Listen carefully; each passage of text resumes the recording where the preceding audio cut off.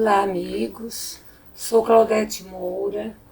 Daqui em diante estaremos juntos nesse programa, no estudo de O Livro dos Médiuns, ainda no capítulo 17, que fala das mistificações.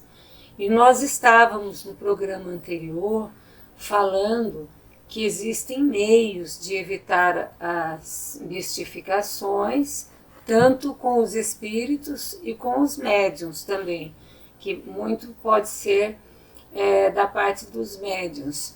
E falávamos que Kardec e os espíritos que o assistiam aconselham não pedir ao espírito nada mais do que ele pode e deve nos dar. Ou seja, não vamos querer coisas absurdas dos espíritos, sendo que eles podem nos fornecer apenas aquilo que eles conhecem e que é bom para o nosso aperfeiçoamento moral. É isso que eles, principalmente os bons espíritos. Lembrando sempre aqui que quando a gente fala em moral, nós estamos falando de um comportamento concorde à lei de Deus. Porque se fala muito em moral social, mas a moral verdadeira é a moral do Cristo, que não muda nunca. Que a moral social vai mudando com os costumes. O que era, por exemplo, proibido no século passado, hoje já está liberado, no sentido assim da sociedade, dos costumes, dos usos. Mas a moral do Cristo é uma só, porque é esse comportamento de acordo com a lei de Deus. Então isso não vai nunca mudar. E os espíritos, eles não estão incumbidos de nos instruir nas coisas deste mundo. Eles não vêm aqui para nos facilitar, faça isso, faça aquilo, quanto às coisas materiais. Mas eles vêm guiar com segurança, eles vêm nos guiar com segurança, naquilo que pode ser útil para nós e para o outro. Então é isso, esse é o papel dos espíritos, nos guiar com segurança naquilo que nos possa ser útil muito mais para o outro do que para nós. E se algo falam sobre as coisas daqui, é quando eles acham que é necessário falar. Às vezes, sem ser interrogados, eles tocam em algum assunto das coisas aqui da Terra. Mas isso quando eles acham que é preciso, que é necessário. Mas não porque nós pedimos. Eles sabem o que nós necessitamos. Assim como Deus sabe de cada um de nós. Então, se nós quisermos ver nos espíritos, fala Kardec, os substitutos dos adivinhos e dos feiticeiros, então nós seremos mistificados. Ou seja, se nós estamos ali achando que os espíritos vão adivinhar alguma coisa ou fazer um tipo de um feitiço para mudar alguma situação nossa, daí nós poderemos ser enganados. Porque como os espíritos bons não vão nos atender, mas no lugar deles aparecem aqueles levianos, aqueles que gostam de se divertir à custa da desgraça do outro. E eles então vão dar receitas, vão dar conselhos e vão ficar rindo de nós, porque eles sabem que tudo isso é um engano. Porque nós, o homem, o ser humano, deve agir por nós mesmos. É por isso que Deus nos deu o livre-arbítrio, que é para a gente poder agir por nós mesmos. Mas sempre Deus envia os espíritos para aplanarem a nossa vida material. Ou seja, deixar essa vida mais tranquila, com seus conselhos, mas no sentido assim, de preparar o futuro para nós, porque nós sabemos que de acordo com o que nós vivemos aqui a nossa vida, pela lei de causa e efeito, nós vamos ter um futuro. Então eles vêm às vezes nos aconselhando para preparar um futuro melhor para nós, que nós sabemos, se hoje a gente sofre com tudo isso que está acontecendo na nossa vida, e que pode ser uma consequência de atos anteriores, se nós agora tomarmos um rumo verdadeiro, nós poderemos nos livrar de muitas consequências funestas. Então é isso que os espíritos vêm nos ajudar. Tem pessoas que falam que se decepcionam com o espiritismo. Mas elas não se decepcionam com o espiritismo. Primeiro, às vezes elas se decepcionam com o movimento espírita, ou seja, com os elementos que formam o movimento espírita. Por quê?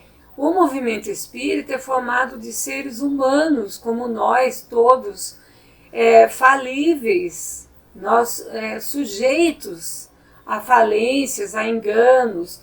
Então, essas pessoas que falam, estou desapontada com o espiritismo. Às vezes, um simples desapontamento, porque ela não ouve do espírito aquilo que ela pretendia, e ela já fala que ela está desapontada com o espiritismo e quer abandonar. Por que acontece isso? Porque essas pessoas que se dizem desapontadas e na primeira oportunidade elas querem abandonar, é porque elas não estavam levando a sério. Elas não conheceram aquilo do espiritismo que é sério, o seu aspecto mais sério, que é justamente a parte moral para o adiantamento da humanidade, para a evolução nossa. Então elas se apegam às vezes a coisas assim que mostram para ela do espiritismo, mas ela não estuda, não vai a fundo para perceber o que realmente é o espiritismo. Nós sempre gostamos de dizer que quando uma pessoa nos pergunta o que é o espiritismo, e às vezes pessoas que confundem a doutrina espírita com outros segmentos religiosos, que são também acreditam nos espíritos, né? Espiritualistas de outras funções religiosas, perguntam para a gente o que é o espiritismo, e a gente tem que esclarecer que o espiritismo é uma doutrina que vem reaviver o evangelho. Traz o evangelho redivivo, o evangelho de Jesus na sua maior pureza, sem aquelas coisas dogmas que as igrejas várias foram colocando ao longo do tempo. Quando a gente lê essas obras mais antigas, tipo, por exemplo, A Esquina de Pedra, que é um livro maravilhoso, que fala do começo do cristianismo, 300 anos após Cristo, desse milênio, e daí a gente vê que o cristianismo tinha uma pureza tão grande, os seus adeptos comungavam entre si de uma amizade, de uma afetividade. E esse livro vai mostrando as reformas que a igreja foi fazendo e afastando esta espontaneidade da doutrina. E foi castigando as pessoas que não queriam seguir aqueles dogmas que foram colocados. Inclusive um deles dizendo que Jesus é Deus, que foi colocado pela igreja, pelo concílio. Então, muitas pessoas falam, mas o espiritismo, eu não esperava que fosse desse jeito.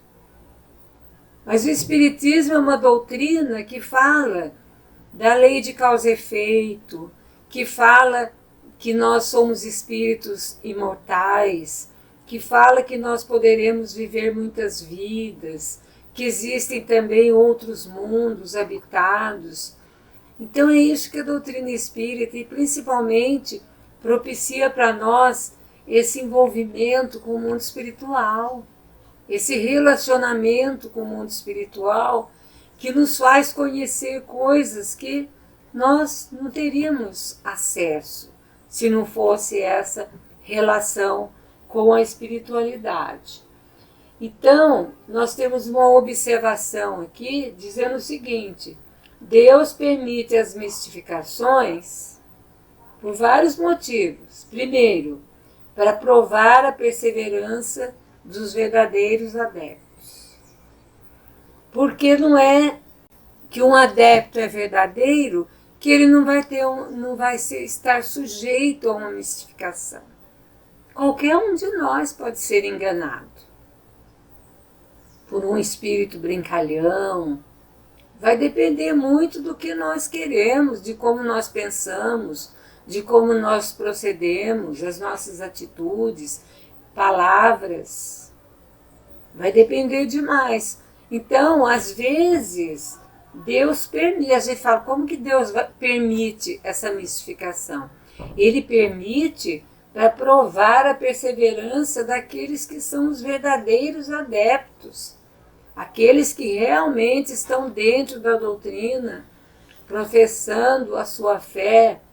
E também, outro motivo que Deus, permite as mistificações, para punir aquelas pessoas que fazem do espiritismo um simples meio de divertimento. Ele vai lá só para se divertir. Vamos fazer uma reuniãozinha aqui para ver o que o espírito fala.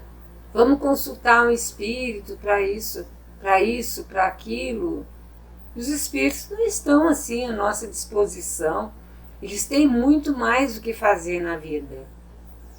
Então, às vezes, as pessoas sofrem esse processo de mistificação porque ou elas não se perseveram na sua fé, ou então elas fazem do espiritismo um meio de divertimento.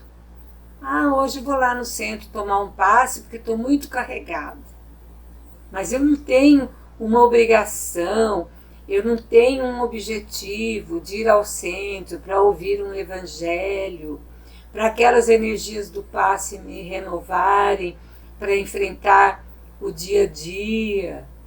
Não, eu apenas, eu vou lá para descarregar alguma coisa que eu estou sentindo. Estou com encosto, então eu vou para o centro. Não é assim. Às vezes a gente sofre mistificações pelo nosso comportamento, pelo nosso pensamento. Então, vamos ter muito cuidado. E um dos cuidados que os espíritos recomendam para nós, por que nós precisamos ter cuidado? Porque a malandragem dos espíritos mistificadores, fala Kardec, ultrapassa às vezes tudo que nós possamos imaginar. Eles têm várias coisas para nos enganar. Eles sabem utilizar aquilo que mais mexe com a gente. Eles nos conhecem. Então as mistificações podem ter consequências desagradáveis para as pessoas que não se previnem. Para os incautos, aqueles que vão de peito aberto, não conhecem, querem já adentrar a uma coisa que não estão preparados, acreditam em qualquer espírito. Vamos lembrar João Evangelista, dizendo, não acrediteis em todos os espíritos, mas verificai se eles são de Deus, se eles são bons, se as instruções são verdadeiras para serem seguidas. É isso que nós precisamos ter. É esse cuidado que nós precisamos ter. Então, no próximo programa, porque o nosso hoje já está terminando, nós estaremos falando desses cuidados que nós deveremos ter para evitar as mistificações. Agradecemos a todos que nos seguiram até aqui. Claudete Moura, para o divulgar.net.